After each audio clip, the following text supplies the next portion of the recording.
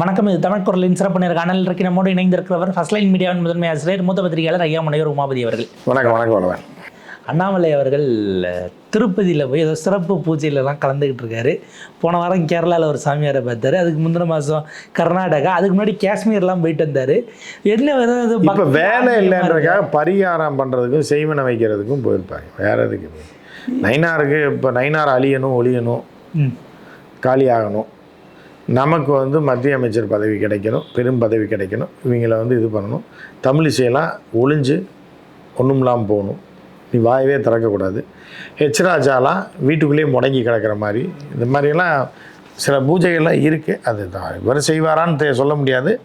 சில பேர் அந்த மாதிரி சந்தேகம் எழுப்புறாங்க. நம்ம அந்த மாதிரி ஒரு இதுவும் பண்ண முடியாது. ஆட்டோமேட்டிக்காக ஒளிகிறவனுக்கு போய் காசை வெட்டி போடணும்னு கூட விடலாம். செலவு பண்ணி கேரளா வரைக்கும் போய் செய்வனை வைக்கிறேன். அவங்களே ஒளிஞ்சு போய் ஒன்றும் இல்லாமல் கிடக்காங்க. இவங்களுக்கு எதுக்கு பண்ணான்னு நினைக்கலாம். இருந்தாலும் சொந்தமாக குடும்பம் நல்லா இருக்கணும்னு வேண்டதுக்காக சேர்த்து வச்சுருக்க காசு பத்திரமா இருக்கணும்னு கூட போயிருக்கலாம். இப்போ பாஜகவை நாங்கள் தமிழ்நாட்டில் காலொன்றவே விட மாட்டோம்னு அன்வர் ராஜா சொல்கிறாரு. அன்வர் ராஜா ஒரு காமெடியனுங்க. அன்வர் ராஜா போன்ற காமெடியன்கள் உள்ளேருந்து வராங்க. இப்போ வடிவேலு இப்போ மார்க்கெட் இல்லைனாலும் சந்தானம் வந்தாப்புல, சந்தானம் ஹீரோ ஆனதுக்கப்புறம் சூரி வந்தாப்புல, சூரி ஹீரோ ஆனதுக்கப்புறம் அந்த முடி பொசு பொசுன்னு வச்சுப்பான் அவன் யோகி பாபு வந்தான். இப்போ யோகி பாபு அப்படி இப்படின்னு பிஸி ஆகிட்டேன்னா இன்னும் 4 பேர் வருவாங்க, புது புது காமெடியன்கள் வருவாங்க. அந்த மாதிரி புதிய காமெடியன் தான், உள்ளுக்குள்ளே இருந்த புதிய காமெடியன் தான் யார்? அன்வர் ராஜா. ஆனால் கடந்த முறை இந்த மாதிரி விமர்சனம் பண்ணது கட்சியை விட்டு நீக்கினாங்க. திரும்ப உள்ள சேர்த்து பொறுப்பு கொடுத்த பிறகு சொல்றாரு, நான் எடப்பாடி கை வைக்காம இருக்காருன்னா பாய் போயிருன்றதுக்காக அவரை வச்சு கேட்க மாட்டேன். பாய் போயிடாதீங்க, நீங்கள் என்ன வேணாலும் வச்சுக்கங்க, நான் பார்த்துக்கிறேன். அமைப்பு செயலாளர் அப்படிங்கிற அமைப்பு செயலாளர் ஜெயக்குமார் எங்க இருக்காரு? ஏற்கனவே இந்த அமைப்பு செயலாளர் ஒரு அமைப்பே இல்லாமல் ஆயிட்டார். இப்போ அவர் போயிட்டார். அவர் மானம் உள்ள மனுஷன், கொஞ்ச நாள் மான ரோசம் இருக்குது. ஆனால் கட்சியை விட்டும் போக முடியாது, 40 வருஷமாக இருந்தாச்சு. அவர் விளக்கெண்ணையை குடித்த மாதிரி நிலமையில் இனி நான் வரமாட்டேன், நான் அசிங்கப்படணுமா, நான் தான் கூட்டணி இருக்காது, செத்தாலும் நடக்காதுன்னு சொல்லிட்டேன், நீ எந்த மூஞ்சியை வச்சுட்டு பத்திரிக்கையாரனை சந்திப்பேன்றது அந்த மானத்தோட மான ரோசத்தோடு அவர் ஒதுங்கிட்டார். இந்த காமெடியை கொண்டாட்டாங்க யார்? அன்வர் ராஜாவை. இதை தமிழிசை சொல்கிறாங்க, நான் அதை பாசிட்டிவாக பார்க்குறேன். எதை பாஜகவை கால் ஒன்றக்கூடாது அப்படிங்கிறத பாசிட்டிவாக பார்க்குறேன். ஏன்னா நீங்கள் தலைப்பை மட்டும் வச்சு சொல்கிறீங்க, உள்ள அவர் வேறு மாதிரி தான் பேசியிருக்காரு அப்படின்னு. அதை தான் தமிழிசைன்னு ஒரு காமெடியன். இந்த இப்போ படத்தில் காமெடி படத்தில் 4-5 காமெடியன் இருப்போம் மாதிரி தமிழிசை ஒரு காமெடியன், ஒரு காமெடியன். இந்த காமெடியன்கள்லாம் சேர்ந்து தான் அரசியல் பண்ணுறாங்க. இது பொழுதுபோக்காக தான் நம்ம பார்க்கணுமே, இப்போ தீவிர அரசியலாக பார்க்கக்கூடாது. இவங்கெல்லாம் 1000 2000 கோஷ்டி, 1000 2000 3000 4000 அதுதான் இவங்க. அதில் யாருன்னா முதல்ல 1000 தமிழிசை, 2000 அன்வர் ராஜா, 3000 எடப்பாடி, 4000 ஹெச்ராஜா, இப்படின்னு கணக்கு. திருப்பி அதே தான் சொல்லிட்டு 1000 2000 3000 4000. இவங்களுக்கு மெயின் கோயில் ஆட்டையை போடணும், கட்சி ஆட்டையை போடணும், தமிழ்நாட்டு ஆட்டையை போடணும். இதுதான். இது எடப்பாடியை வச்சு பண்ணிடுவாங்க. எடப்பாடி செய்யலைன்னா எடப்பாடியை தூக்கி திகார் ஜெயிலில் வச்சுருவாங்க. ஏன்னா இதை தான் இந்து முன்னணியினுடைய அந்த மாநாட்டில் தீர்மானமாக போட்டாங்க, அறநிலைத்துறையில் வெளியேறணும். அதையே இந்த ஆளும் பேசுகிறாருன்னா, யார் எடப்பாடி பேசுகிறாருன்னா, அப்போ நீ அடிமையாகிறதுக்காகவும் உன் சொத்தை காப்பாற்றுவதற்காகவும் நீங்கள் சிறைக்கு செல்வதிலிருந்து தவிர்ப்பதற்காகவும் தமிழ்நாட்டை காட்டி கொடுக்குறியான்றது. இப்போ இந்த 5 அமைச்சர்களை தெரிஞ்சே தான் அனுப்புனாரா? அதில் உங்களுக்கு தெரிஞ்சுதாங்க, அப்புறம் தெரியாமல் அந்த அளவுக்கு அங்கே லூஸு. ஏங்க பஃபலோவில் போய் எருமை மாடு 65 லிட்டர் பால் கறக்குதுன்னு சொன்ன ஒரு ஆளுக்கு, அந்த அளவுக்கு தெரிகிற ஆளுக்கு விவரம் இந்து முன்னணி என்ன பேசுவாங்கன்னு தெரியாதா? தெரியாமல் அனுப்பி வச்சிருக்காரு. ஏன்னா வெளியில் எஸ்பி வேலுமணி எங்களுக்கு என்ன போட வச்சுருக்காங்க. இப்போ ஏன் இவரை தலைவராக ஏற்றிருக்காங்கன்னா, அந்த மாடு 65 லிட்டர் பால் கறக்கும்னு தெரியாத ஆள் தான் யார்? மதுரை விஞ்ஞானியும் இவர் ஆர்பி உதயகுமாரும். அவன் அதை விட கூமுட்டன்றதுனால இவர் அமெரிக்காலாம் போயிருக்காரு. இதில் கூட ஒருத்தர் துறை இங்கிலீஷ்லாம் பேசுது, துறை கோட் சூட்லாம் போட்டிருக்கு அப்படின்னு சொல்லி அங்கே போய் என்ன பண்ணியிருக்காரு, நேரு கோட்டை போட்டு அங்கே போய் மாட்டுக்கு ஏதோ வைக்கிற மாதிரி எல்லாம் ஃபோட்டோலாம் வந்தது இல்லை. கண்ணுக்குட்டி தான் மாடு பெரிய சிலைக்கு பக்கத்தில் நின்று ஃபோட்டோ எடுத்துட்டாரு. கண்ணுக்குட்டிக்கு தான் கொண்டு போய் கொண்டு. ஏன்னா மாட்டுக்கு கொடுத்தோன்னா அது உயிருட்ல ஜீவனே கிடையாது. அது ஒரு ரோபோ மாதிரி, ரொபாட்டிக் மாதிரி தான். அது பாட்டுக்கு முட்டி தூக்கிடுச்சுன்னு வைங்க, யாரும் கட்டுப்படுத்த முடியாது. பால் கேனோட 65 லிட்டர் பால் கேனோட அடித்து முட்டி விட்டுச்சுன்னு வைங்க, அடித்து சாத்துச்சுன்னா ஆள் காலியாக இருக்கும். அந்த மாதிரி இருக்கு காமெடியன்கள். எனக்கு காமெடியாக பார்க்கலாமே தவிர இதை சீரியஸாக நம்ம பார்க்க முடியாது. இல்லை தமிழிசைன்னு சொல்கிறாங்க, உங்களுக்கு இதில் நோக்கம் இருக்குது, நீங்களாம் இதை குட்டையை குழப்பலாமான்னு பார்க்குறீங்க. ஆனால் ஒன்று தெரிஞ்சிங்க, குழம்புன குட்டையில் தான் தாமரை மலரும். அதான் இது எந்த லூசுகள் எல்லாமே காலங்காத்தால் ஏதாவது ஒன்று பேசணும். வீட்டை விட்டு துரத்தி விட்டுறாங்க. காலையில் சோத்தை தின்னுட்டு அடுத்து என்ன வேலை இருக்குது? எதையாவது ஒன்று பேசினா தான் மீடியாவில் வரும். மீடியாவிலே இப்போ பேட்டி எடுக்க மாட்டாங்க தமிழிசையை. அதனால் அதுவாக ஒரு தம்பி 2 பேரை வேலைக்கு போட்டு சைடு ஆங்கிள் ஒன்று எடுத்து போட்டு இருந்துச்சு பார்க்கில். ஸோ இப்போ அதையும் எவனும் பார்க்க மாட்டாங்க. 60 வியூஸ் 70 வியூஸ் தான் போகுது பாண்டே சேனல் மாதிரி. ஸோ இப்போ என்ன பண்ணுறதுன்னு தெரியாமல் கடைசியில் எதையாவது ஒன்று இந்த மாதிரி யோகா நிகழ்ச்சிக்கு போய்ட்டு அவங்க யோகா பண்ண வீடியோவை ரிலீஸ் பண்ண முடியல. அவங்க நின்றுக்கிட்டு மூச்சு பயிற்சி வரைக்கும் தான் இருக்காங்களே தவிர யோகா பண்ணாங்களான்னு தெரில. மூச்சு போயிடும் இல்லைண்ணா, மூச்சு நின்றுன்னு இருப்பான். யோகா குரு சொல்லியிருப்பார், நீங்கள் வேணாம் மேடம் ட்ரையல் பண்ணாதீங்க, மித்த மாதிரிலாம் யோகா கிடையாது, கப்புன்னு இப்படி பிடிச்சி இழுத்திங்கன்னா அப்படியே நின்றுச்சுன்னா என்ன பண்ணுறதுன்னு தெரியாமல் போயிடும். நீங்கள் சும்மா நின்றுட்டு மூச்சு பயிற்சி பண்ணி வீடியோ எடுத்துகிட்டு போயிட்டே இருக்கேன் இருப்பாங்க. காமெடி கூத்து தானே. அவர் பாவம் தலையில் அடிச்சுக்குவார் வீட்டுக்கார், என்னத்த பண்ணுறது. இல்லை குட்டையை குழப்பினாலும் அது எங்களுக்கு நல்லதுங்கிறாங்க. ஆனால் குட்டையை குழப்புறதே பிஜேபி தான். பிஜேபி தான் அந்த தாமரை வளர்றதுக்காக சாக்கடையை கிளறது அவங்க தான். பட் ஆனால் கடைசியில் என்ன பண்ணுவாங்கன்னா, இந்த சந்தன மரம்லாம் வச்சுருக்க என்ன பண்ணுவாங்கன்னா, உங்களுக்கே தெரியாது, கவர்மெண்ட் ஆஃபீஸ்லாம் சந்தன மரம் இருக்கும். அது ஒரு 40 வருஷம் ஆனால் மட்டும்தான் சந்தன மரத்தை வெட்ட முடியும். சந்தன மரத்தில் எப்படின்னா, மரத்தோட பட்டையெல்லாம் வேஸ்ட்டு, அதுக்குள்ளே ஒரு கோர் ஒன்று இருக்கும், ஒரு சின்ன இவ்வளோ தான் இருக்கும் அந்த உருண்டை, ஒரு 2 இன்ச் டயால தான் இருக்கும். அதுக்கு மேலே மரம் வந்து இவ்வளோ திக்னஸ் வந்தால் தான் அந்த விளைஞ்ச மரம்னு வரும். இவ்வளோ திக்னஸ்னால இருக்கணும், இவ்வளோ திக்னஸ் இருக்கணும். வியாபாரம் பண்ணுற அளவுக்கு பொருளாக அதை போட்டு அந்த மரத்தை வந்து அறுத்தா கூட அந்த செதில் விற்பாங்க, பார்த்துருப்பீங்க.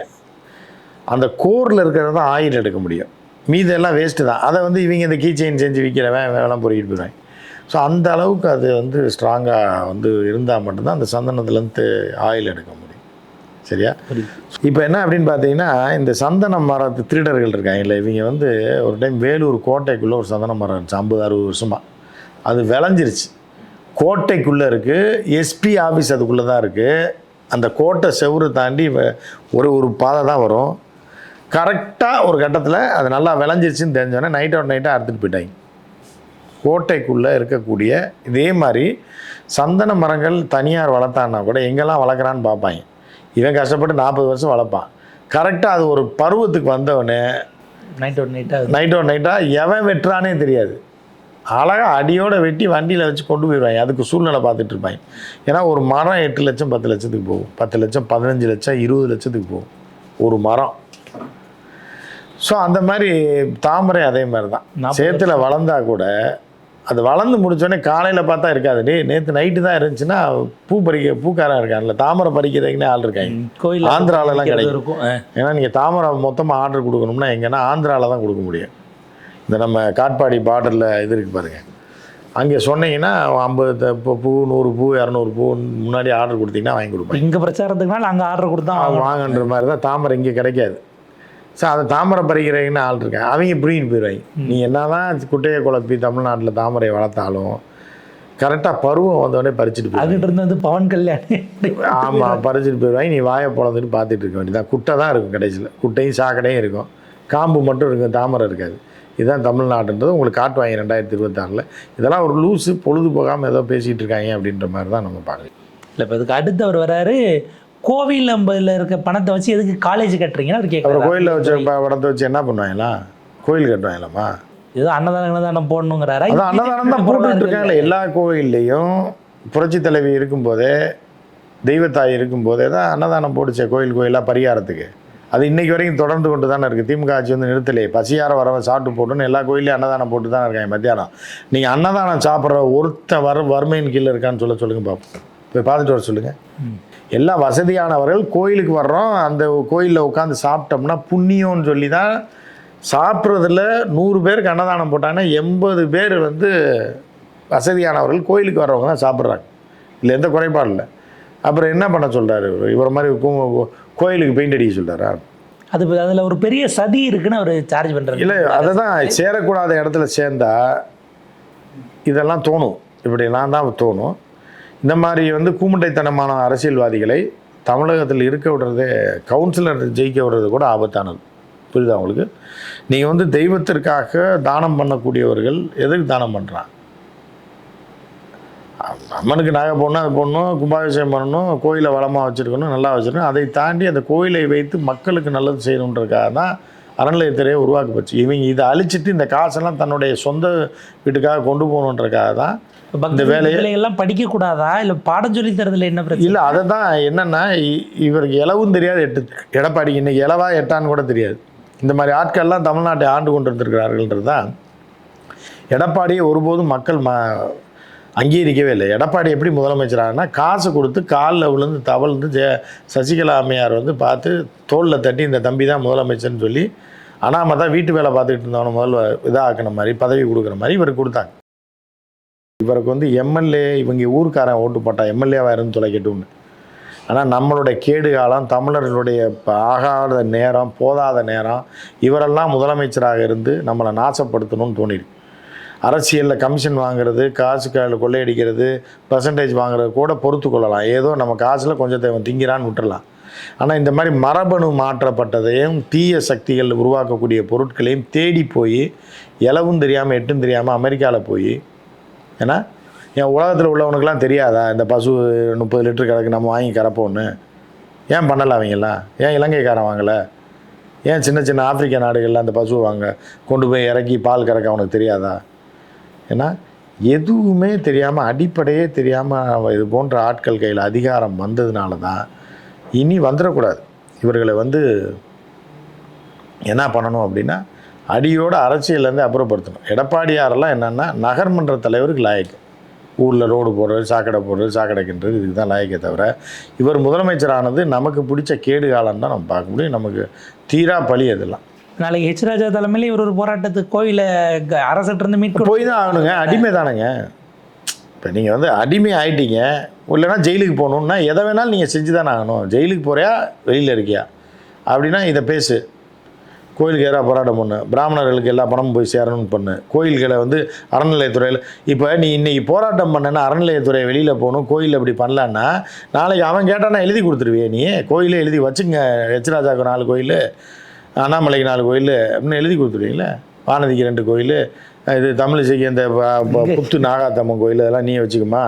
இந்த இதெல்லாம் வந்து காரைக்குடி பக்கத்தில் இருக்க இந்த கோயில் அந்த கோயில் பாண்டியர் காலத்து கோயிலில் நீ வச்சுக்கன்னு ஹெச் ராஜாவுக்கு வச்சு பொழைச்சிங்க.